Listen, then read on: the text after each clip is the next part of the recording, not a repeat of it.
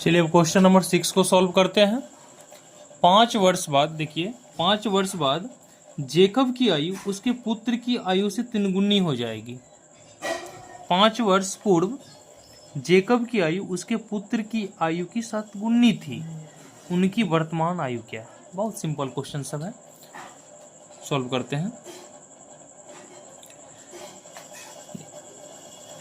5 वर्ष बाद जेकब की आयु उसके पुत्र की आयु से 3 गुनी हो जाएगी।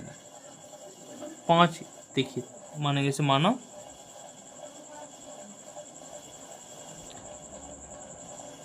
जेकब की आयु इक्वल टू x वर्ष तथा उसके पुत्र की आयु इक्वल टू y वर्ष। मान लिया, माना जेकब की आयु x वर्ष है तो उसके पुत्र की आयु जो है ना y वर्ष है।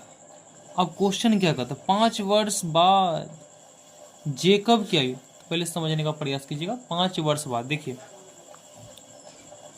5 वर्ष बाद जेकब का आयु क्या होगा बताइए तो। जेकब की आयु क्या होगा 5 साल बाद। अभी x है तो 5 वर्ष बाद जो है ना x + 5 हो जाएगा, होगा ना, इतना हो जाएगा। तथा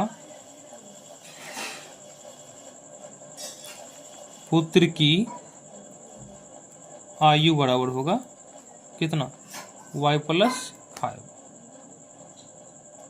वर्ष। क्वेश्चन क्या कहता है, 5 वर्ष बाद जेकब की आयु उसके पुत्र की आयु से 3 गुनी हो जाएगी। 5 वर्ष बाद जेकब की आयु, ध्यान दीजिएगा प्रश्न से,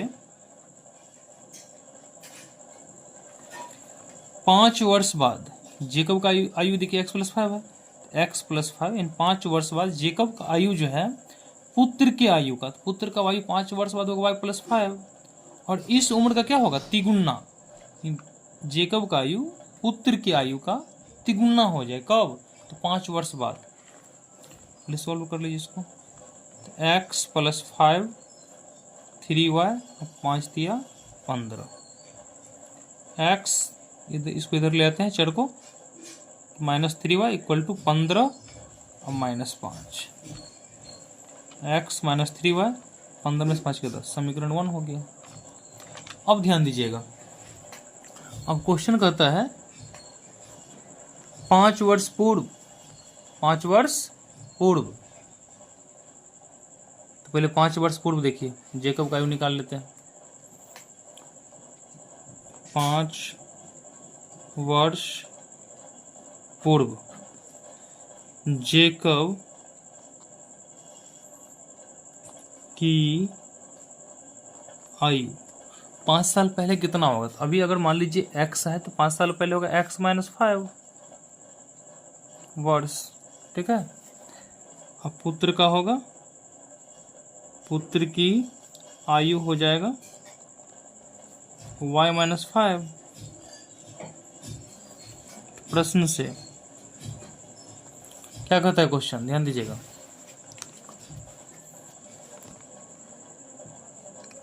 पांच वर्ष पूर्व जेकब की आयु उसके पुत्र की आयु के साथ गुनी थी।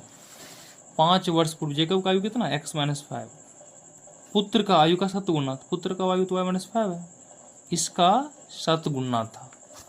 जेकब का उम्र जो है ना 5 साल पूर्व यानी पहले, बेटा का उम्र का क्या है 7 गुना है।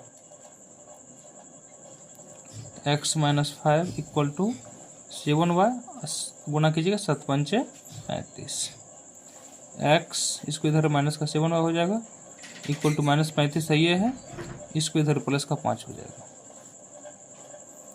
x - 7y और 5 में से 35 घटाएंगे तो -30 बचेगा। समीकरण 2 मान लेते हैं। अब देखिए समीकरण 1 और 2 है, चलिए समीकरण 1 और 2 सॉल्व करते हैं। देखिए समीकरण 1 और समीकरण 2 है ना, सॉल्व करते हैं। समीकरण समीकरण 1 से चलते पहले।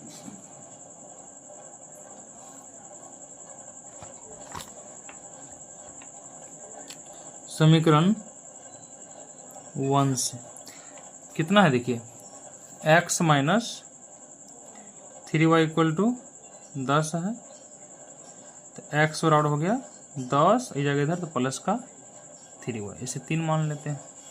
और इसे क्या करते हैं, x का मान जो आया 10 प्लस 3y, इसे समीकरण 2 में रख देते हैं। लिखेंगे समीकरण 2 में x का मान रखने पर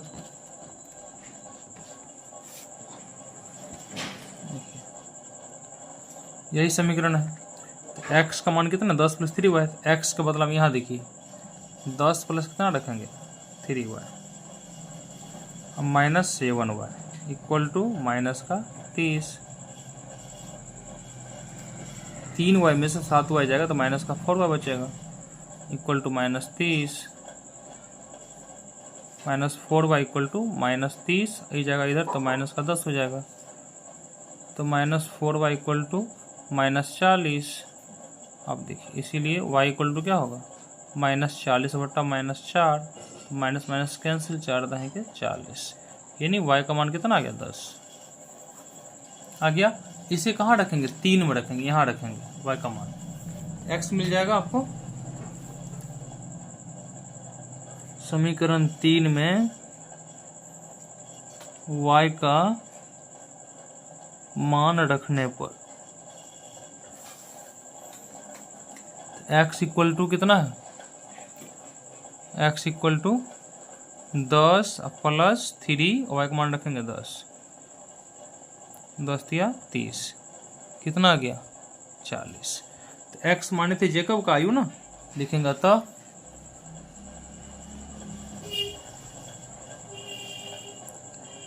जेकब की वर्तमान आयु कितना है 40 वर्ष, तथा पुत्र की वर्तमान आयु कितना है, y कितना निकला था 10, तो 10 वर्ष निकला। यही आपका आंसर है, समझे। देखिए हम लिखे माना जेकब की आयु, तो आप लिख सकते माना जेकब की वर्तमान आयु, लिखना चाहते तो लिख लीजिए, कोई दिक्कत नहीं, ठीक है ना। और यहाँ भी वर्तमान लगा दीजिएगा। माना जेकब की वर्तमान आयु x वर्ष है तथा उसके पुत्र की वर्तमान आयु y वर्ष है। बस इस तरह क्या कि सॉल्व किया।